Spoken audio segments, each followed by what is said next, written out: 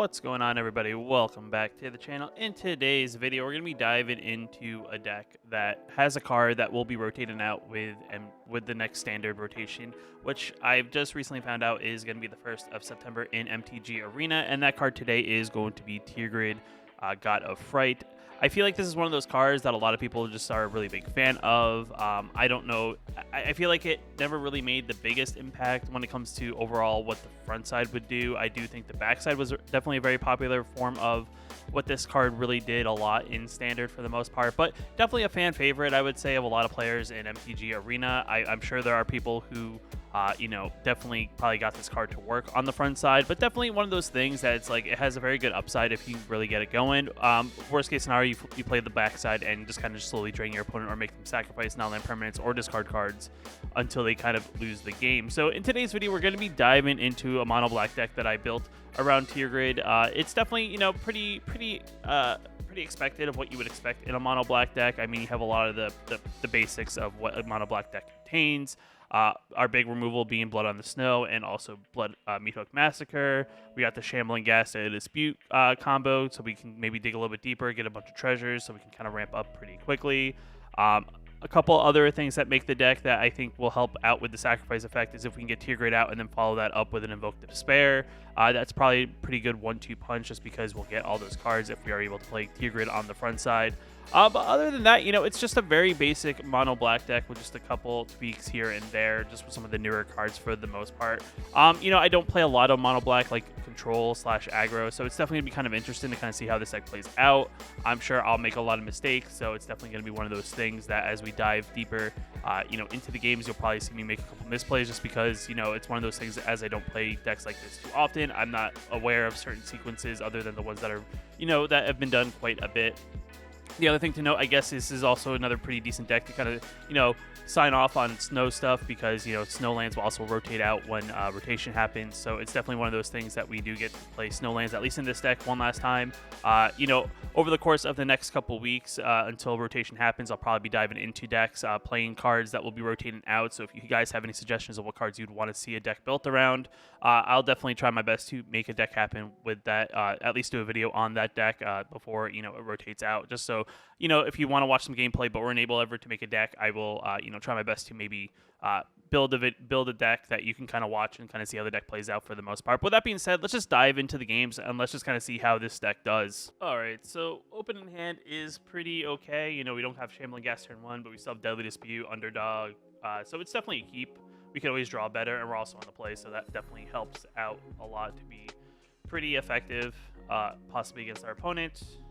Of course, on turn 2, that's when you draw our Shambling Gas. So I think we go ahead and we play Tenacious Underdog. Let's put the pressure on our opponent. Next turn, we could play like Shambling Gas, Acquisitions Expert to kind of do that with our mana. Looks like they're playing something Olgari, so definitely going to be interested overall to kind of see how this plays out. I mean, I could swing into their 3-3, which, if they block, they block. It's no big deal to me. I'll take out their 3-3, keep the board clean in my favor, then follow that up with Expert. Let's take a quick look at your hand or give me a card to make you discard. Could be definitely a tough choice, especially, maybe they have a lot of good cards they want to play. So they give me a 2-drop, which is fine. It's a 3-3 that gets out of my way, and I'll follow that up with a Shambling Gas and call it a turn. So we're definitely in a good position here. Not very ideal drawing Shambling Gas on turn 2. And then not being able to follow that up with a Shambling, Deadly Dispute to kind of get that additional treasure token so we can ramp up. But still overall pretty decent. And it looks like our opponent is maybe a 3-color deck. I'm not really sure. They are playing a couple various cards here. We have... Okay, so they are Soul Tie, I guess, is the best way to put it. I could be aggressive here, I think is probably the play. Because I'll draw a card, I'll hit him with 4, and then we'll draw, this is all good. If we draw that additional land card here, that could be really good for us. That's perfectly fine. So we can set ourselves up for a nice, Invoke Despair next turn. Meathook Massacre is still on the table in case we just want to wipe the board, in case it's somehow a card that brings a lot of cards onto the battlefield. but it's something that's definitely not necessary. All right, they say go, which is never a good sign because that means they'll probably have some sort of interaction here. So I think I go ahead and just kind of attack for 2. Just kind of make a, wait it out. I'll play the Meathook Massacre, I think, actually for 0. Just because I don't know if they're going to play a lot of cards. So we'll play for 0. So we only cast 2 mana. If they counter it, they counter it. But this will at least give us another way to slowly drain our opponent out. So, definitely not a bad turn. Yet again, they took a turn off, not do anything. They have 5 mana. Just waiting for them to kind of do their thing. That's fine. Pass 2 attackers. My turn. We'll Shambling Ghast here. Get a little bit more. We'll get a little deeper into our deck. We'll create a treasure token. Of course, we don't draw good, like in that sense. Then I think this is a turn we evoke Despair. Make him sacrifice. We'll get 2 more cards. Make him lose 4 life. Gain a life point. Would have really hoped for more than just Shambling Ghast and land. So definitely not the greatest of cards, but our opponent's low, so we're definitely putting a lot of pressure on them. They were looking at our treasure tokens. I don't know what that entails. Alright, what does this do? Return up to 1 target creature to its owner's hands. Okay, they return my Ghast. That's fine. And they play a 1/3 Death Toucher. Yeah, so I mean, I think I play my underdog. Let me take a look at your last 2 cards. Because underdog is another part of the party. So, yeah, I'll get rid of your big creature. And I'll swing it for 3. I mean, they're still going to take life point damage regardless. Because, we'll deal 3 to them. We will make them lose a life when underdog dies. So, definitely good there. We get a card, even though it's a land card. Interesting. So, they play a card that returns target artifact. No blocks.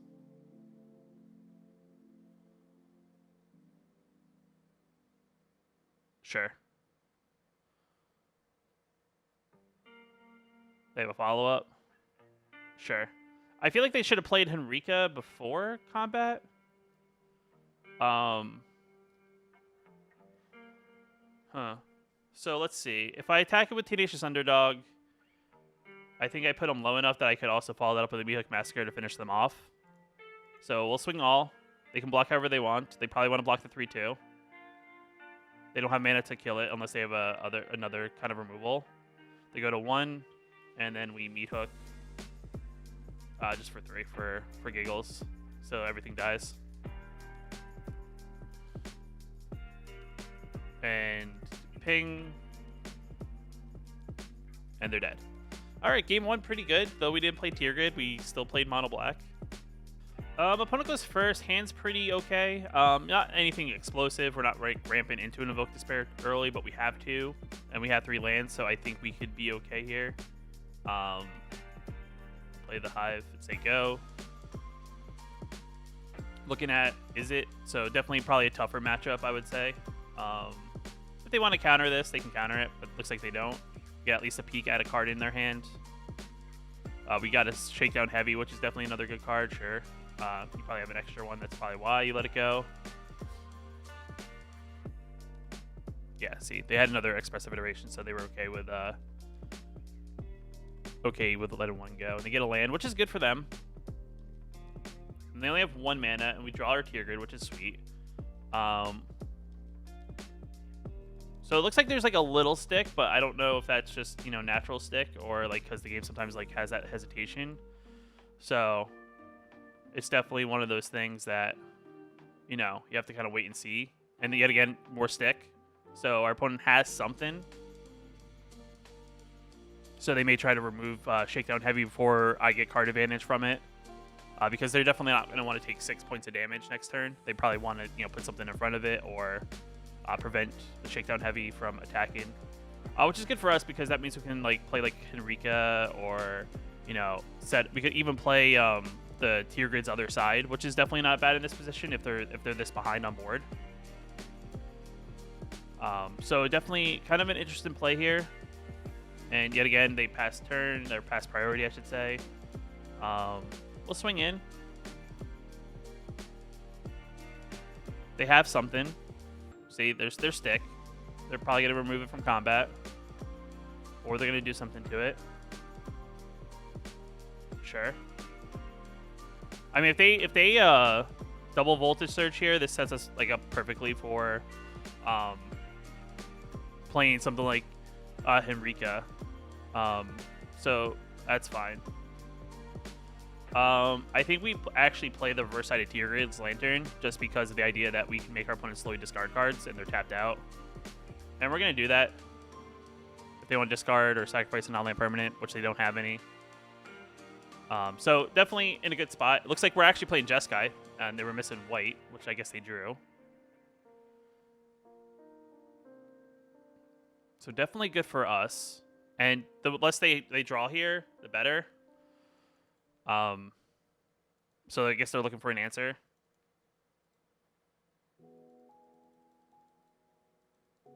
Which I don't know if a deck like this does play like an answer. We'll target you. Discard a card or lose 3 life.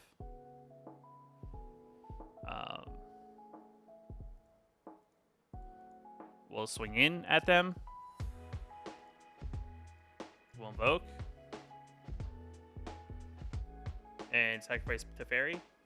And we get all 4 of our invokes, so we're definitely in a good spot, I would say, overall with what we have in hand. Sure. They're really trying to slow us down here. Shakedown, yeah. I think we're definitely in a good spot. We'll invoke again. And we'll say go. So definitely good. Sure.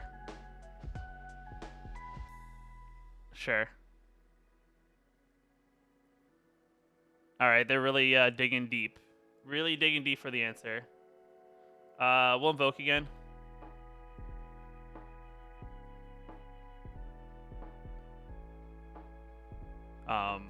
So yeah, we'll see what they got. Looks like they're trying to go all out. They have 1 mana open, 2 mana open. So possible. Okay, so they tap out, which is good for us. That's a good sign. That means we're in the. Right, they're dead. I can just attack. It's fine.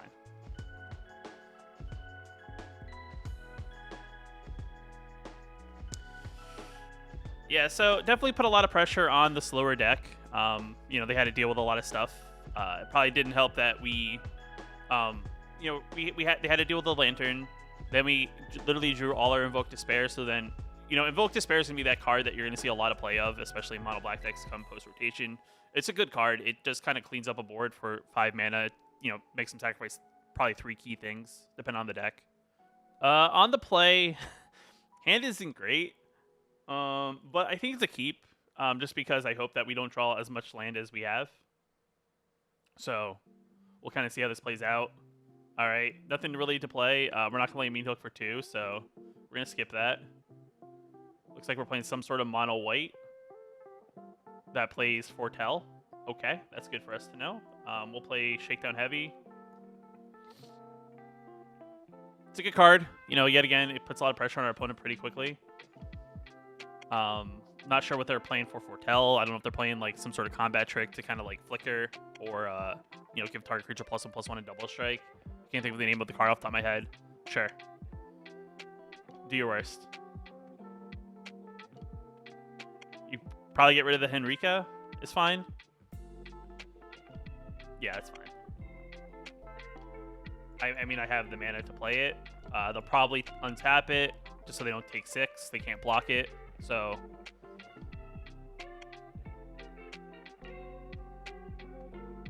oh, they're taking the 6. Interesting. I was not expecting that. If they, you know, they tax our Meat Hook Massacre, it's fine. We'll be at 5 mana next turn. That takes their whole turn. They'll probably swing it for 3, maybe. And next turn they'll make us untap. I'm not really sure what the play is here. They swing in. It looks like they're maybe this is the angel card where you make angels. You know, by paying a bunch of stuff. Sure. Well, in response, I will sacrifice it and I'll get card advantage out of it. Drew a lot of land. Blood on the Snow is not bad. We could just play Henrika here and transform her into her 3/4 form. I think is probably a good play. I'm not really like... I could draw a card, lose a life, but, you know, making her her other side gives us Death Touch and lifelink, so she blocks very well against her flyer. I could also Inscription next turn. No blocks, I'll take it. Sure. That was the big play, was to Blood on this to Doomscar. Got it. Discards 2 cards, return target creature card mana value 2 or less from the graveyard to the battlefield and destroy target creature. Don't really have any of that in our hand.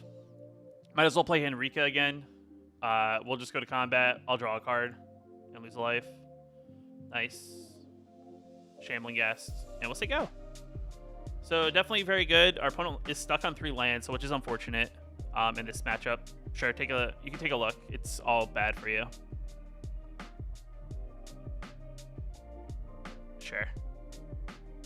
I have a lot of land.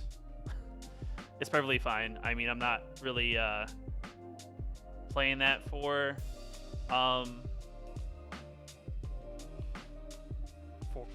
that ability, so definitely not the worst for us. I'll swing it for 1. Why not? We'll play Expert. We'll take a look, like, make him show us a card. Like, is there another card of a different color, or...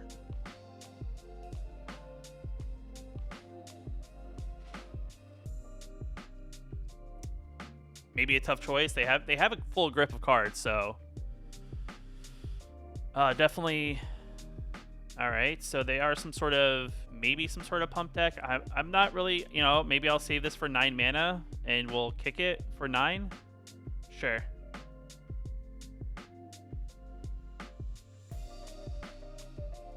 I have 7, 8 mana. I'm short 1. I guess we transform Henrika. We swing in for 3 with that touch. Take it. Nice. Play another Shakedown Heavy. And we'll say go. I could have pumped. It's no big deal. Maybe they're clerics? Is that what it is? I think it's clerics that somehow got mana screwed. Is kind of what it's looking like. Sure. They gain 2. My turn. Nice. I guess we tap out.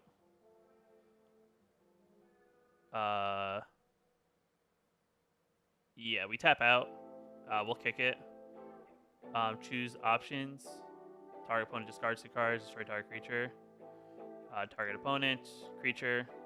We'll pay 9.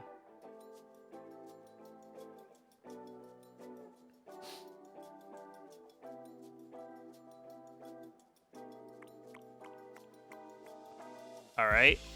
Definitely a very interesting hand, I would say, overall. We'll swing with for big damage. They untap Shakedown Heavy, which is perfectly fine with us. We're at 19. And they scoop. Okay. Not really sure what our opponent was doing or trying to do. I would say, heads up, if I was the opponent, I wouldn't play board wipes like a Doomscar in a creature deck, because I feel like that sets you back more than helps you in that regard. I feel like it doesn't work like how Meathook Massacre works for like decks that play Meathook Massacre and also have creatures. Doomscar is kind of a complete reset unless you have creatures that have indestructible.